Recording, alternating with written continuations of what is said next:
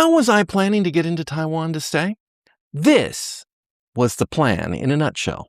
My wife was born in Taiwan, and she still holds a Taiwanese passport. She returns to Taiwan on her Taiwanese passport and rejoins her family's household registry. Once back on a household registry, she can renew her Taiwanese identity card. She would then be free to live and get a job, for example, at a bubble tea shop if she wanted.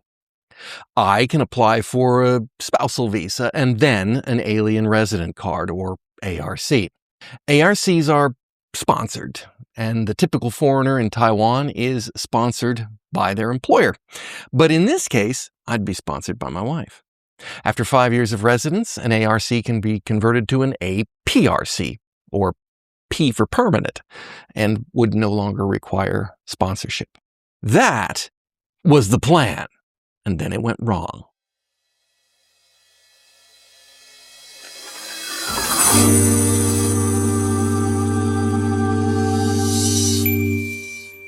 So I'm going to go off script a little bit here today because something happened last night. Taiwan is a day ahead. So last night was Monday morning for them, and they finally got us some information that we were waiting for. And so a significant milestone was passed. And that milestone is that we bought our one-way plane tickets. So that means that I am now on a 81 days until Taiwan. That feels significant. that feels monumental. At some point, when you don't have your money down on it, it's not in doubt, but when you actually have to and the reason we were waiting for them is because they're going to pay for the tickets. We have to buy them, but they'll reimburse us. Long story short, but we had to get approval for basically who we were going to fly and when and whatnot. So 81 days. Today, we're flying Starlux. I've never flown Starlux. Chuan has. She says it's quite nice. And I was able to get an extra legroom seat, which is important. I am 193 centimeters, something like that. And I have long legs. And planes are miserable. Absolutely miserable. So I'm in a little bit of a mood today, just because it gets real.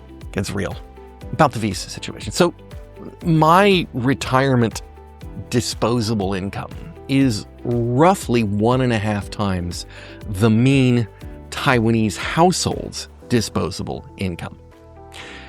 We could live without my wife working. But unlike me, she's not the type. She's a worker bee. She's also a highly qualified and experienced teacher. Slinging boba in a tea shop would be a serious waste of her talents. So here's how we got derailed. My wife has been working at the same school for over a decade. It's a high-quality school, but due to the demographics of the area leading to declining enrollment, the school is closing down at the end of the 2025-2026 school year. This news came while we were still, where are we going to go? When are we going to go? What country are we going to go to? And, my wife could easily get another job and just continue working here, but the news came in at the same time that we learned there was an international school job fair being held in Kaohsiung that month. So typically international schools in Taiwan use foreign credentialed teachers to provide an educational environment, typically but not always in English, that emulate an overseas school, typically but not always American. It's for students who are either foreign themselves or whose parents are driving their children towards overseas universities. They're also private and they're also expensive. 30 some years ago, my wife left Taiwan and she came to the United States to get her education degree and become a certified teacher so that she could return to Taiwan and get a high-paying job at an international school. But meeting me derailed that plan. With this surprise pending change, we thought, this must be a sign. This is the time. She could return triumphantly and fulfill her original plan.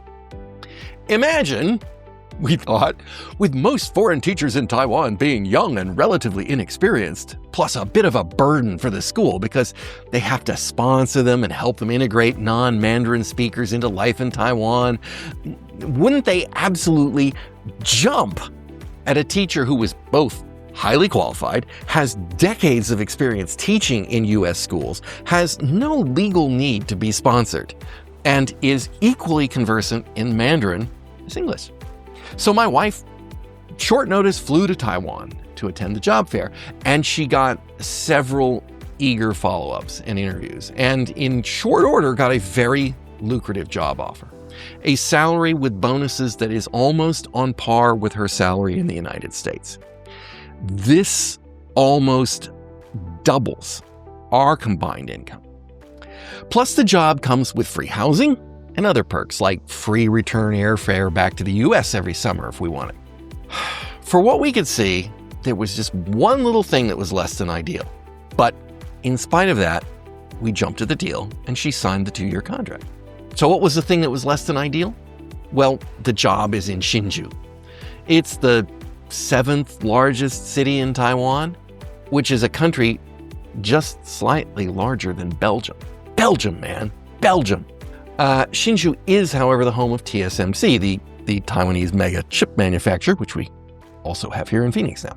So it's an affluent area with all those engineers, but it's also known for being a bit sleepy and without much to attract the typical foreigner who, typically would be hoping for one of the larger cities like Taipei, Taichung, or Kaohsiung. As were we, I'm not going to lie. So comically, the school knows that Hsinchu's got a bit of a reputation problem. And so they have a sales pitch that they use to convince foreigners that it's not so bad. You know what that pitch is? Quite literally, they lead with, "We have a Costco." All right, that's, big plus. I'll say that. But yeah, it's kind of funny. It's like, that's the kind of thing you say about Phoenix. Why would you want to live here? You got a Costco. What else? Well, what's wrong with it? I mean, I don't care. There are things like it is the 5th the size of Taipei. It has less to do and see. It doesn't have a subway system. It doesn't have a light rail system. Although apparently they're talking about one. And maybe if I go 5 years to get an APRC, they might start building one of those. So it's not likely to help. It isn't as dense, so it's spread out. The bus system is not highly reviewed, right? Buses are frequent and go everywhere in Taipei. In Hsinchu, I think the biggest complaint is that they're never on time. The routes are kind of sparse and they're never on time. You can't reliably get where you need to be on time. Again, I don't need to be anywhere on time, so might not be a problem. There are just a few local train stops. So if you picture Hsinchu is kind of up a valley, basically, along the west coast. So the high-speed rail comes along the west coast. The Taiwan Rail, the slow train, if you will, also runs along the west coast.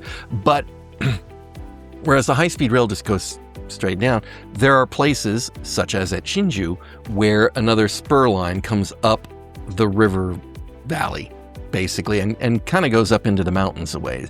So there's about 5-6 stops going this way in Hsinchu, and then there's 2 or 3 stops going this way in Hsinchu. Now, Hsinchu proper is over here. The science park is over here. The school is over here. So, there should be a train. I should be able to get it back. The universities are in here for taking Chinese classes. It's like, but you get the idea that there's not a whole lot. And then, you can get to the high-speed rail. You can get to Taipei in 30 minutes for $10 US with a seat. There are plenty of U-Bike stations. U-Bike is Taiwan, or not all of Taiwan's, but most of Taiwan's bike share program. And those are cheap and they're all right. And they have some electric ones, which is nice if you can get one. So we'll see. But that's part of the problem. I have spoken to a couple of locals And they all kind of were like, nah, you got to have a car. In Hsinchu, you got to have a car or a scooter. It's necessary. We're not gonna do that. Time will tell, but that is not the plan. So getting around is going to be more difficult, but they do have most of the major businesses they'd have access to. They've got a Sogo, and they've got Costco, and they've got Din Tai Fung, and they've got Coco Ichibanya, and places, restaurants I like, Eat Mo's Burger. So we'll see. But I don't know. Taipei, I know how to get anywhere conveniently. I understand how the city works. I have a grasp of how well I can operate with my decidedly limited Mandarin, and I know that there are a million things for me to explore and do. But in Hsinchu, there just definitely isn't as much. A couple other things that are less than ideal. Housing. We have a place to live. A place that is supposed to have between 2 and 4 bedrooms. But we don't know exactly where, and we have no clue whatsoever what it looks like, how old it is, anything. That's a bit stress-inducing. I'm sure it'll be livable. We know that we think that there are, so I mentioned that the science park, art, and then the school is at this end of the science park. Well, the science park goes down this way too, but it's at the east edge of the science park, and the science park stretches to the west, and the universities to the west, and the Costco, by the way, is also to the west. There appear to be 2 sets of housing, one of which looks like not quite standalone housing, but if you could picture sort of a townhouse complex in the United States, so not a tower block, but a joined, possibly a 2-level suburban kind of townhouse. Those are off by, we think, by this lovely little lake that's in the science park, but it's off the school campus. It's this way. And it's supposedly a 15-minute walk to school. It looks to be, again, if we've got this right, because getting them to give us the information, it looks to be about 600 meters. So 15 minutes? Yeah, sure. Maybe. I think I walked a 12-minute kilometer last night just around the block. So, no, it wouldn't be 15 minutes, but if somebody asked, you probably would say that. So that might be okay, but it is definitely further from everything, because on the other side, the east side of the science park, there's what looks to be proper Taiwan. Not an industrial park, but proper little streets with shops and people living above them, and restaurants and whatnot. So the other house is a tower block, and it is on the very east side of the school, but it's on the school ground. So it's like the next building over to get to work. But it's also right there on a major street with a crosswalk to get you into the thing. But, that's a tower block, and I don't know. Stress-inducing, because we have no clue where they're going to put us. And we're not 100% sure that those are the correct buildings, because things about the way the Taiwanese do business, ask a straight question, never get an exact, precise answer. Happens a lot in Taiwan. But like the nice one by the lake looks like it's a 15-minute walk to a family mart. You cannot imagine how remote you have to be in Taiwan to be 15 minutes from a convenience store. That is just unbelievable. Here's another inconvenience. This is not Hsinchu, but this is just another inconvenience. My wife will be employed, so she gets national health insurance on day one. I have to wait 6 months. And in the meantime, I'll need to have an international insurance health policy, which looks like it's going to run about $700 a month, which is a chunk. But even without insurance, basic doctor's visits and medications are dirt cheap compared to what you would pay for in the United States. In fact, they're cheaper than what you would pay with a copay here in the United States. But 6 months, real emergencies might be a problem. So the need for insurance. After 6 months, then I can get the policy. But it's more stress. Okay, so here to the promise why things didn't work the way we wanted them to work. Obviously, they're still working. We just got the tickets. The plan is for me to get an ARC, but there's a difference. It turns out that for Juwan, a Taiwanese citizen, born, raised, to be able to teach in an international school, which I might add, she's done before she had teaching credentials in the United States. I won't name that school. It's a different school, but she did. But for her to teach based on her U.S., Arizona-based teaching credentials, she cannot enter Taiwan on her Taiwanese passport. She has to come in to Taiwan on her U.S. passport and live there as a foreigner. We didn't see that coming. We totally did not see that coming. Now she has to get a resident. She has to apply for a work permit. She gets the work permit. The work permit is sent to us. Then the work permit, we can go to Los Angeles to the TechRo office. She can apply for a work or residence visa. And then once that, then I can apply for a dependent visa, depending upon her, obviously.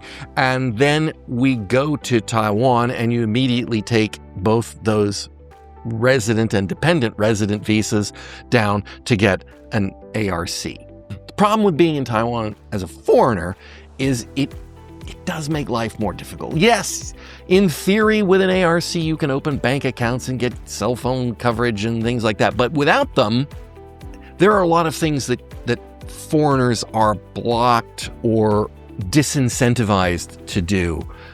Like lots of landlords won't rent you. That isn't an issue to us in this particular case, which is probably why they do this. But there are barriers that exist that will be a problem. It would have been so much easier if she'd been able to come in as a Taiwanese citizen. And, so we kind of don't know what the pain points are that are going to come. But there are going to be pain points, and we're going to find them. Now, this school obviously is well-versed in handling foreign teachers. So they've got plans to get us settled. They've got staff dedicated to that job. They've got parents who will be assigned to us to help ease the transition, but we just don't know what's coming. I will tell you that Taiwanese banks are notoriously antiquated, bureaucratic, and paper-oriented. You like, if you have an ATM card, you also have a pocket ledger that goes with it. Like you used to have a savings account 45, 50 years ago in the United States, where if you wanted to take stuff out, they had to print it in the ledger for you to show that so you could look at your balance, because they didn't have computers 45, 50 years ago that you would have accessible to. But in Taiwan, you still have to do that, apparently. According to the documentation, I've heard this from other people too, but the documentation from the schools is, you have to take a little passbook down, and passbook, that was the term, and put it in the ATM and it prints on there. It's like, mind blown. But there's difficulties opening accounts, and apparently many employers require you to open a bank account at the bank that they do business with so that you get direct deposit. I don't know. Seems weird, but yeah, hopefully. But the school will take care of that. So we'd have to find a landlord because we'll deal with foreigners. I guess I can just take the relax and it's all taken care of, but that isn't me.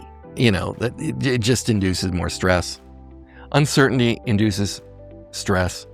And I was feeling it a bit this morning. After getting the plane tickets. It's just another domino falls that's towards the inevitable departure. Anyway, 81 days. Next time, we're going to talk a little bit about the stress of packing and dealing with a lifetime of possessions.